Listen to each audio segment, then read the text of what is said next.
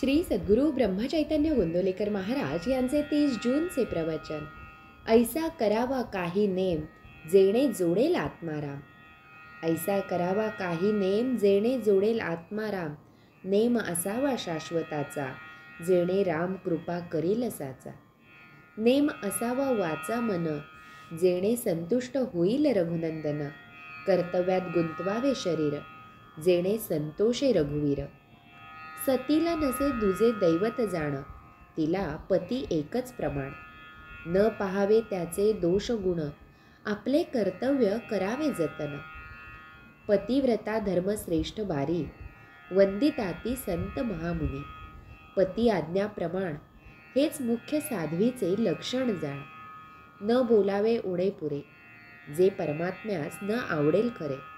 संतती व संपत्ती भगवत कृपेने ज्याची प्राप्ती त्याचे करावे रक्षण. पण न गुंतू द्यावे मन जे आवडेल पतीला पाही तो आपला धर्मच राही. मनाने करावे भगवंताचे स्मरण जेणे चुकेल जन्म मरण. अखंड राखावे समाधान चुको न द्यावे अनुसंधान. काया गुंतवावी प्रपंचात मन असावे रघुनाथात. प्रपंचात राखावी खबरदारी मन लावावे रामावरी. त्याचा राम होईल दाता न करावी कशाची चिंता. मुखी असावे नामस्मरण हृदयात भगवंताच्या अस्तित्वाची जाणीव. शुद्ध राखावे आचरण पवित्रतम अंतःकरण. मुखाने भगवंताचे स्मरण त्यावर कृपा करील रघुनंदन. हा ठेवावा विश्वास अनुभव येईल नक्की खास. पतीस करावे एकदा तरी नमन रामरूप जाणून त्याचे जाणावे मनोगत. तैसे वर्तणे हे आपले हित ऐसा नेम ज्याचे घरी राम उभा त्याचे दारी. आल्या अतिथा अन्न द्यावे कोणास विनमुख न पाठवावे. राम करता हा ठेवा भाव कमीपणाला नाही ठाव. सर्वांचे उगमस्थान एक हे धरावे चित्ती त्याला नाही कशाची भीती. रामाविण न पाहावे जग समाधानाची खूण हीच सत्य. जे जे काही यावे ते रामापासून आले हा ठेवावा भाव. साक्षीत्वाने देहाचा प्रपंच पहावा अंतरी रघुनाथ भजावा.